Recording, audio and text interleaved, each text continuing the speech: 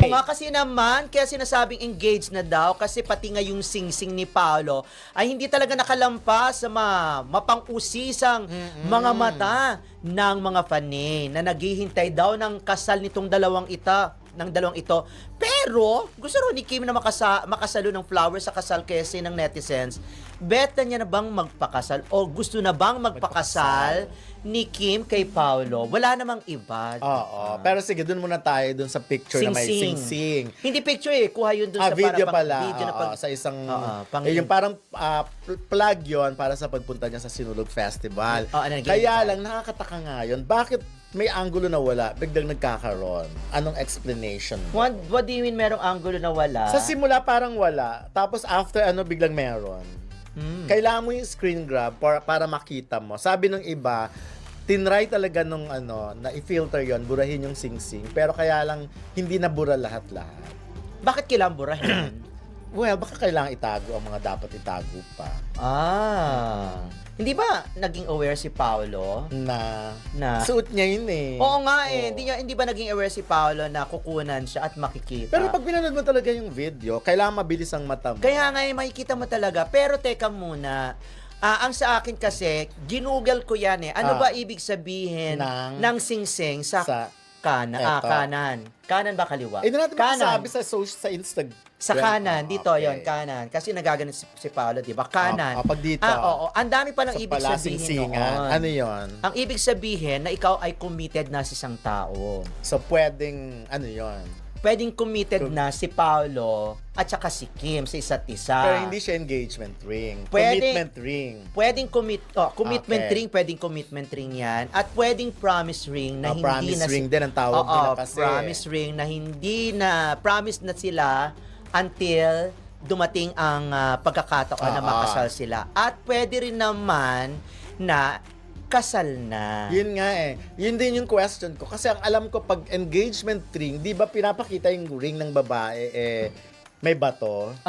Pero ang wedding ring, ano ba itsura ng wedding ring? Di ba dapat pareho ang babae at lalaki? Yes. Yun. Ang wedding ring, simple lang yun. Yun nga eh. Simple, So, hindi base sa nakitang sing-sing ni Paolo, parang wedding ring. pwedeng wedding Pwedeng ring. wedding ring. Kasi ang engagement ring, parang baka si Kim lang ang meron. Oo. Usually ano yan eh, parang, yun nga, pwedeng commitment ring, pwedeng promise ring. Hindi mga rin pwedeng ganyan. friendship ring, di ba? Oo, pero sabi baka sa ng- iba nilalagay ang friendship ring. Pero sabi nilang gano'n, yung iba nakakausap ko, last year pa daw, nagpa-secretly married itong dalawang ito. Talaga? Sabi nila, kaya lang, saan daw ginawa? Sabi, ginawa daw sa may Canada. Ha?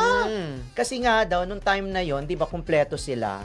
Kumpleto mga magkakapatid nung nandoon yun. Kaya lang, isa sa alang-alang ba ni Paolo yung kanyang pamilya na Malay hindi natin. nakasama? Di ba, malay din naman Hindi natin natin. sure, di ba? Kasi very private. At to be honest, hindi naman ganun kakilala ang family ni Paolo kasi. Yung nanay niya, di ba? Hindi ganun ka famous. Unlike sa side ni Kim, kilalang kilala kasi. Pwedeng nandoon. Oo. Pwede silang nandoon dun sa event na engagement or Yes. secretly married or secret marriage at hindi na lang ipinakita. Hindi na lang pinakita kasi pwede naman yun nagagawa. Biruin nyo, nagagawa naman yan ni Kim at saka ni Paolo. Biruin nyo hanggang ngayon wala pang lumalabas na konfirmasyon kung saan talaga sila nagpakasyon. Magaling. Pero ko Magaling talaga mag- mas ako dun eh. Parang feeling ko, pag inaral mo, parang wedding ring talaga eh, no? Kasi nakakita na ako ng wedding ring. Simple nga lang, hindi yan yung may mga malalaking bato. Engagement ring kasi yung sa Ang iba. alam ko sa wedding ring kasi makapal ng konti. Oo, tapos... Sa bagay makapal din naman yung kay Paolo kasi tsaka mali, hindi natin masyado makita kasi nga medyo mali. Yung angulo niya kasi parang half body, so hindi masyadong ma-focus. kasi nakita ko kung manipis lang yun or hindi siya makapal, hindi masyadong madaling mabura or madaling hindi siya makikita. Pero ako, kung ano man ang meron tong dalawang ito, kung sila man ay kinasal na secretly, ako okay lang. At least, 'di ba? Sila rin ang nagkatuluyan. At sila rin yung hindi lang pang love team. Alam mo kaya siguro Kaya siguro nachichismis na nakikipag-live-in na si Kim. Or Kim. umuwi na si Kim. Yung sinasabi ko, halimbawa, Paolo. dito sa angulo na to, wala, di ba? Ah. Pero sa ibang, biglang, meron talagang obvious yung sing-sing na, Oo. Nung gumagalaw nga. ayan, oo. Yes. Kitang-kita. Nung gumagalaw, di ba? Hinubad kaya niya yon? Ha? Hinubad o inattempt talagang burahin lang? Pwedeng inattempt na burahin. Sabi kasi nila AI, ano bang AI? Hindi, I mean, yung galing kasi yung sa plug mismo ng legit na kung saan, ano yung ini-endorse si Pao. So, naniniwala ka din Na? na yun na nga. Pwede. Kasi Commitment ako ring. tatlo nga. Commitment ring, Well, a promise ring, pwedeng, kasi engagement ring wala talaga lalaki. Pwedeng kaya kasal nga, na. kailangan. Pinagdugtong-dugtong ko nga, ang dami talaga nagkukwento na meron talagang langaw dito. Hindi. Go away! Pinag-uusapan namin si Paolo at si Kim. Ano tong Kim Pao? Huwag kang masyadong... Bakit ganyan maakit na dito yung mga... Ayun, Hindi pero kayo to welcome, continue. no? Kasi nga, ang dami-dami na nagsasabi talaga na umuwi si Kim sa bahay ni Paolo sa Pasig. At ang nangyayari, si Paolo na ang naghahatid at sumusundo na raw kay Kim. Yun nga. Kumbaga parang case-to-case basis na mawawala or absent si Paolo sa pagsundo kay Kim, liban na lang kung merong pupuntahan. Kasi parang nagiging routine na eh. Routine na, basta routine na ihahatid ni Paolo si Kim, tapos susunduin niya si Kim after ng Showtime. Kung ano mang ganap ni Kim. Oo. Well, Yun. Siguro si Kim masaya kaya, ang kaya siguro nakakadaan si Kim sa kanyang Little Bunny warehouse. Baka hindi siya sinusundo ni Paolo. Hindi siya nasusundo ni Paolo. Ay, yung isa naman. Eto, hindi, si Vice kasi, di ba, mahilig i-joke talaga si Kim Chu. Pero yung joke na yon parang leading to wedding eh, di ba? Usually yung parang sa isang segment, sabi nga, gustong makasalo. Ang tinutukoy kasi doon si Kim. Eto na tayo sa gusto makasalo. Yes, sa makasalo ng bulaklak. Di ba? Ang paniniwala nga, pag ikaw ang nakasalo, ikaw ang next. So, yun. well, ang importante, ang saya, itong weekend na to, ang saya ng Kim Paulandia. Talagang bulabog kung bulabog. Ang dami-daming mga nagchat-chat, nagtatanong sa amin. Pero, ang bottom line doon, happiness pa rin. Masaya. Ako, hindi, kumbaga itong, hindi pa napapanahon para umamin kung ano man ang estado nitong si Paolo at saka ni Kim. Meron pa siguro sila mga inaasikaso para kasing meron pang issue si Kim di ba? Meron pa siyang problema na dapat niyang ayusin at dapat niyang pagtuunan ng pansin. Medyo mahaba-haba ang proseso nito. Kumbaga sa taong ito 2026 kasi wala pa di ba? Wala pa. Hindi nga natin alam kung nagkaroon na ng mediation ba or something or nagkaroon na ng mediation pero wala pa yung sumunod. At hindi pa to na parang hindi pa yata to nararaffle sa korte or something. Hindi ako sure pero parang siguro feeling ko lang hindi pa nararapat na umamin. Ngayon 2026 Ngayon 2026. Hindi pa dapat umamin. Oo, kasi nga syempre alam niya na marami pang pagdadaanan nitong dalawang ito. Siguro aamin yung dalawang yan pag dumating ang point na pwede na silang umamin. Ako naman, kung pagiging artista, usually, before kasi totoo naman yung mga kontrata ng mga artista na babae. Bawal magpakasal, bawal magbuntis. Yun yung mga nakalagay sa contract. Especially kung ang mga ini-endorse nila malaki ang produkto talaga na maaapektuhan. Pero, this time hindi ko sure kung say kay Kim, meron pa siyang ganon closure. Oo, kung Closure clause. CL.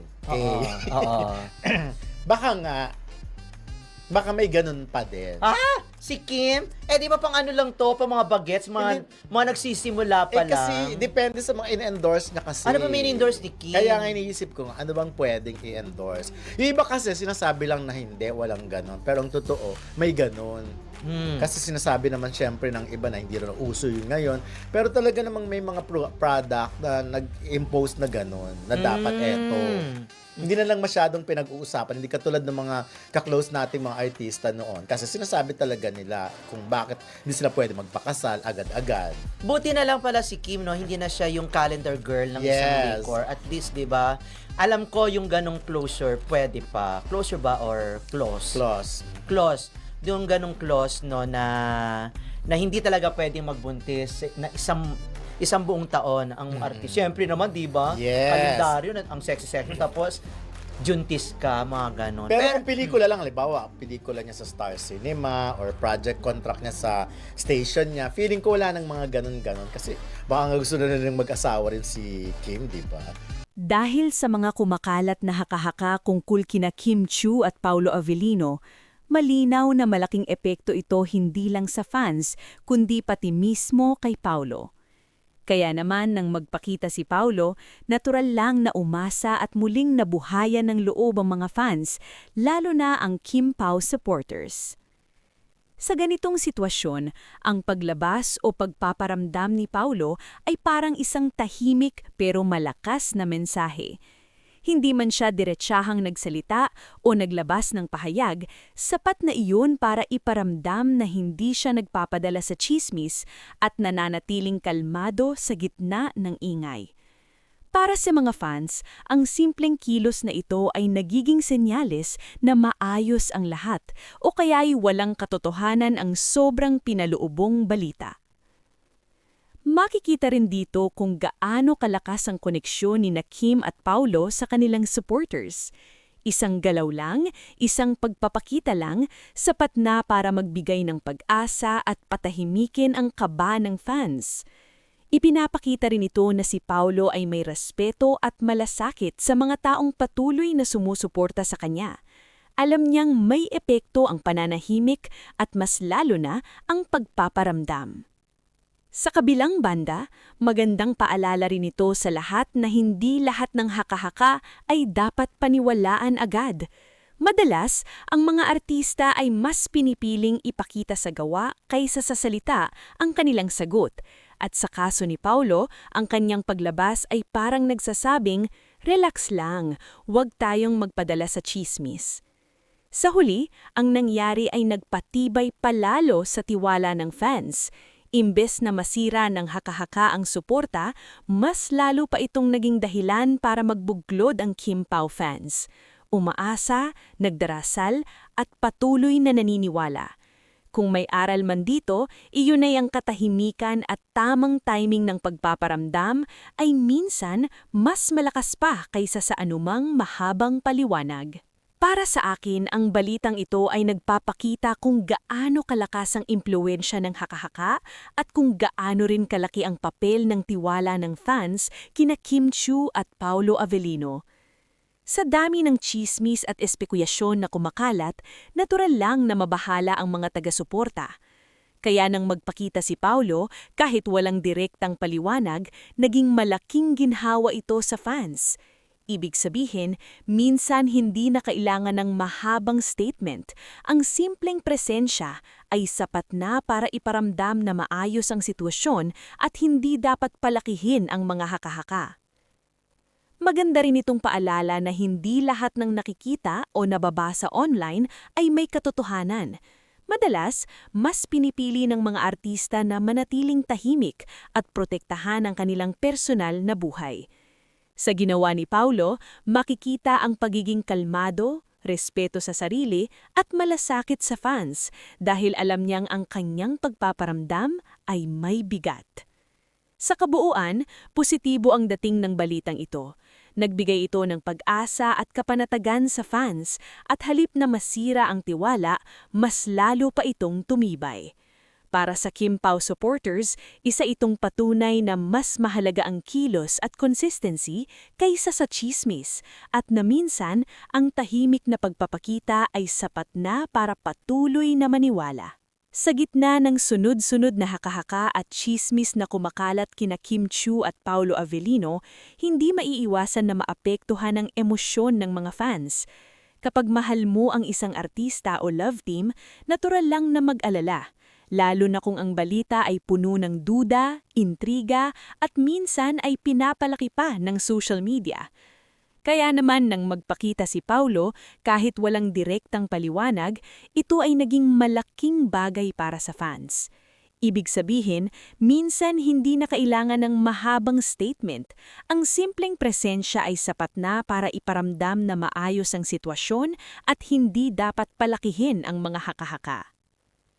Maganda rin itong paalala na hindi lahat ng nakikita o nababasa online ay may katotohanan. Madalas, mas pinipili ng mga artista na manatiling tahimik at protektahan ang kanilang personal na buhay.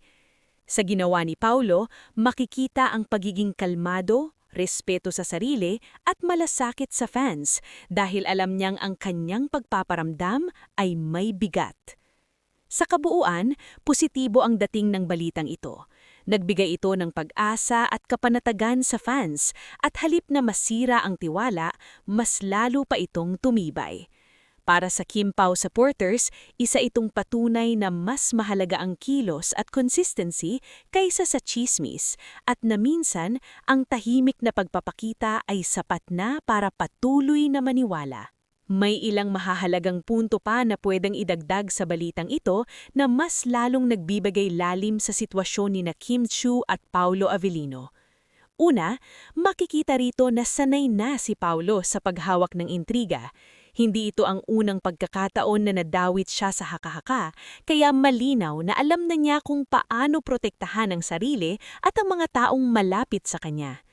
Halip na sagutin isa-isa ang mga chismis, pinili niya ang mas mahinahong paraan, isang kilos na nagpapakita ng emosyonal na maturity at profesionalismo.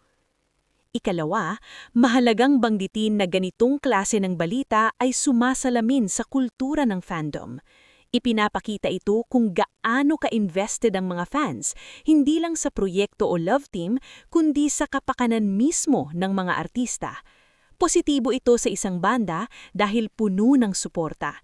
Pero paalala rin na dapat ay may limitasyon at respeto sa personal na espasyo ni Kim at Paulo.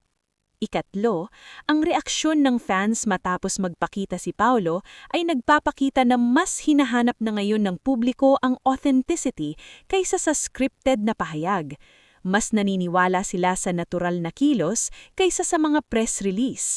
Ito ay senyales na nagmamature na rin ang audience, mas mapanuri, mas mapagpasensya, at mas handang umintindi.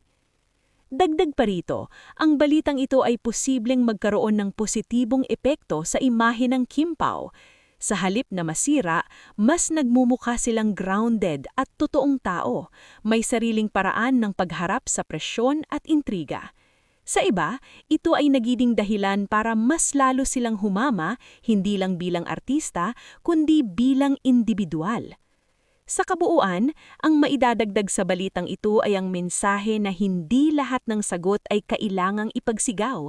Minsan ang katahimikan, tamang timing at simpleng pagpaparamdam ay sapat na para ipakita na kontrolado nila ang sitwasyon. At para sa mga fans, ito ay paalala na ang tunay na suporta ay hindi lang sa kilig, kundi sa pag-unawa, paghihintay at pagtitiwala.